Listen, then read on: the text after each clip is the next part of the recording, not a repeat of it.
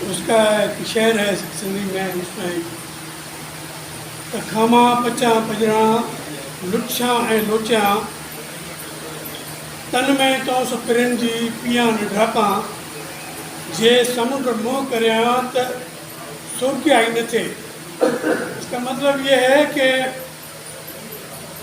میرے اندر میں اتنی پیاس ہے کہ اگر میں سمندر کو سارا پی جاؤں تو ایک وہ اس کی قطرہ بھی اس کا مجھے میسر نہیں ہوگا۔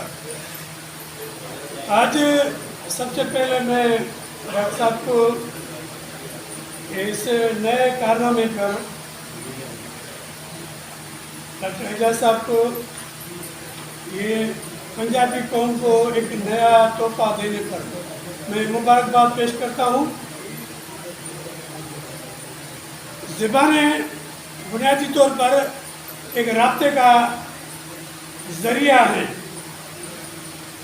زبانیں انسانوں کو خود جوڑتی ہیں۔ زبانوں کی برکت، محبت کے جو ہے پھول وہ بانٹے جاتے ہیں۔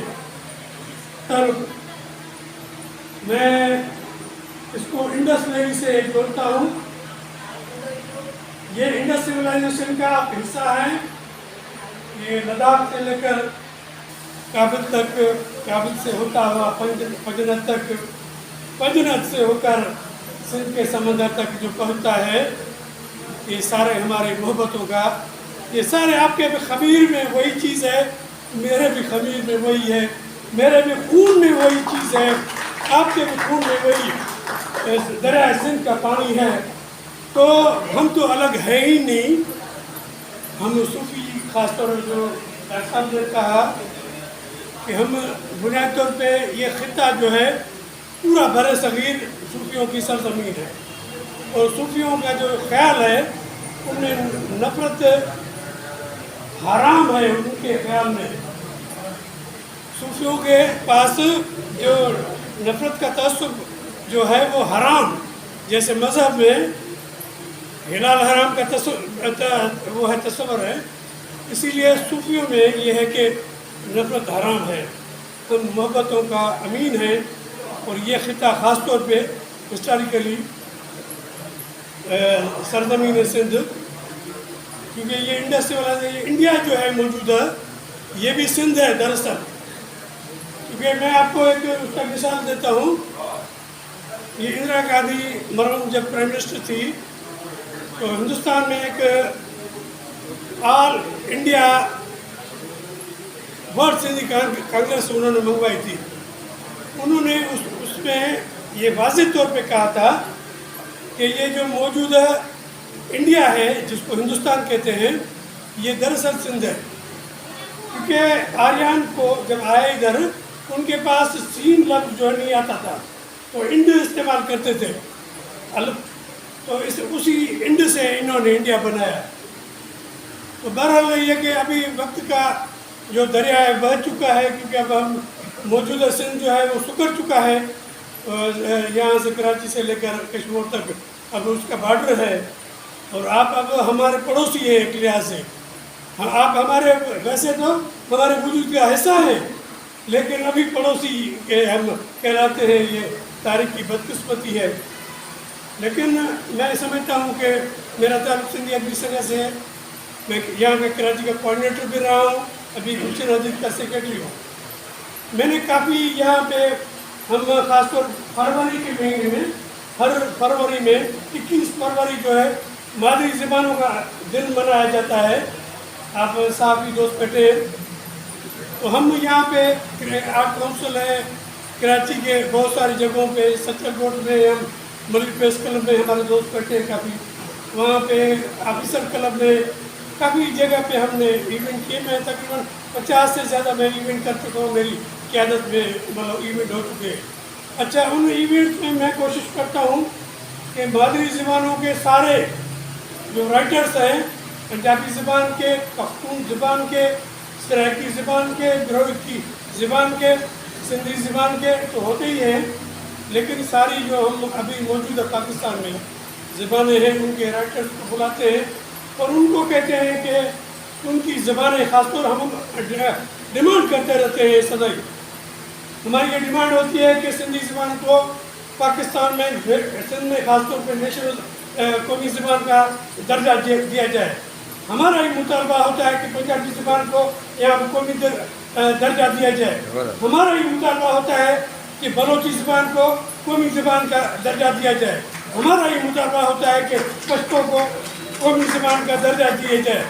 یہ بدقسمتی ہے کہ ہندوستان جو جہاں پہ سندھی زبان سندھی کمیونٹی ہے ہی نہیں، وہاں پہ سندھ کی جغرافی بھی موجود نہیں ہے، لیکن وہاں پہ بھی سندھی زبان جو وہاں رہتے ہیں لوگ سندھی، تو وہاں پہ ایک سندھی زبان کو انہوں نے نیشنلائز کیا ہوا ہے.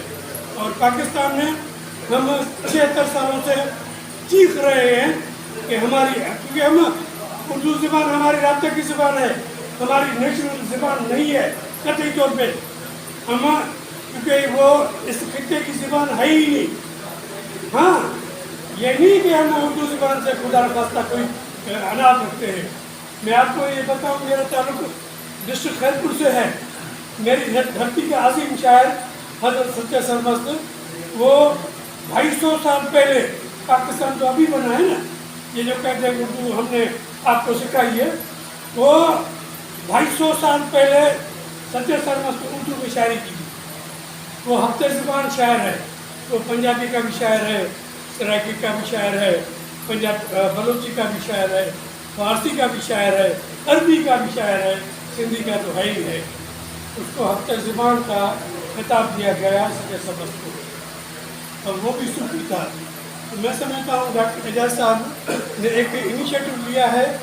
اب یہ کہاں تک کامیاب ہوتے ہیں، ہماری تو دعا ہے. سچی بات یہ کہ کیونکہ ہم سب سے بڑے دائی ہیں کہ اس خطے کی جو زبانیں ہیں ان کو نیشنلائز ہونا چاہیے. یہ پاکستان ایک ٹریڈیشن ہے. یہ پاکستان کوئی آسمان سے مخلوق کوئی وہ ہمیں تحفہ نہیں دیا گیا، یہ ہم نے ہی بنایا ہے. پنجابیوں نے، سندھیوں نے، بلوچیوں نے، بنگالیوں نے اور پٹھانوں نے. تو اس خطے کے لوگوں کو یہ حق ہونا چاہیے کہ ان کی زبانوں کو نیشنلائز کیا جائے.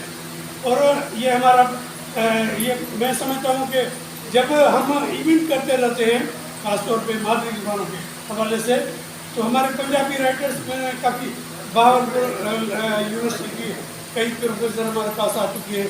لاہور سے کافی ہمارے دوست آ چکے ہیں، پشاور سے، ہمارے بلوچستان سے آ چکے ہیں. وہ یقین کریں، وہ ہمیں کہتے ہیں کہ آپ سندھی ادبی سنگت وہ ہماری جنگ لڑ رہے ہو. وہ ہمارا شکریہ ادا کرتے ہیں کہ آپ لوگ ہماری جنگ لڑ رہے ہو کہ ہمیں ہماری زبانوں کو نیشنلائز کا حیثیت ملنی چاہیے. میں سمجھتا ہوں کہ ڈاکٹر صاحب کی وہ جو آپ نے جو اس کی تفصیل، اس کی ڈیٹیل وہ ہمیں چاہیے تھی تاکہ ہم آپ کے آگے کر لگیں گے. ہاں ٹھیک ہے، تو مختصر ہے.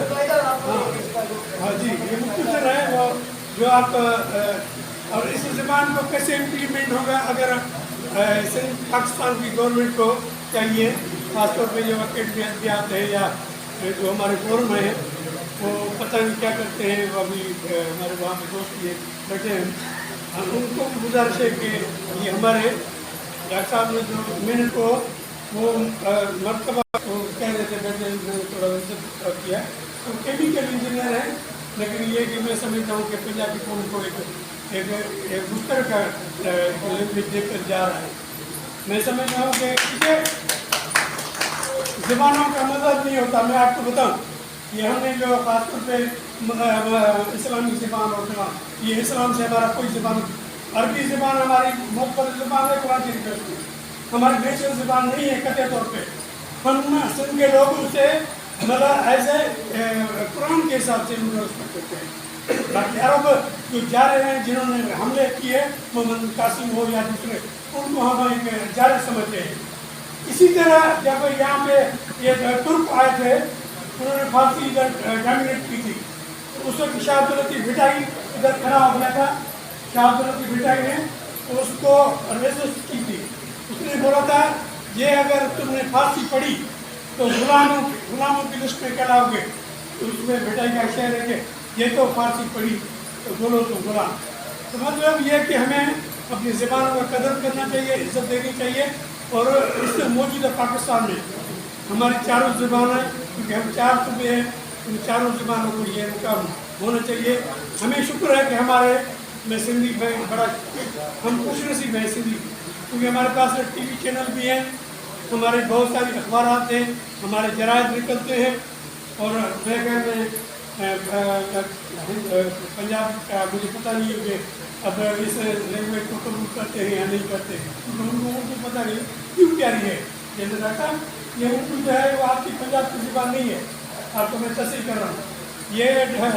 یہ لشکری زبان ہے بنیاد طور پہ، یہ اکبر نے بنائی تھی. اکبر سندھ کا پیدا سندھ، آپ کو شاید یاد نہ ہو، پتہ ہو یا نہیں ہو، اکبر کی جو پیدائش ہے وہ سندھ ہے. عمر کوٹ میں وہ پیدا ہوا تھا. عمر کوٹ میں وہ جگہ خود دیکھ کر آیا ہوں. تو بات یہ ہے کہ ہم سمجھتے ہیں کہ اردو بھی ہماری بہت ہی محترم زبان ہے. ہماری ساری زبانیں معتبر ہیں، لیکن ہماری پہلا مطالبہ یہ ہے کہ ہماری زندگی اس طرح کی بلوچی، پشتو اور پختون زبانوں کو نہیں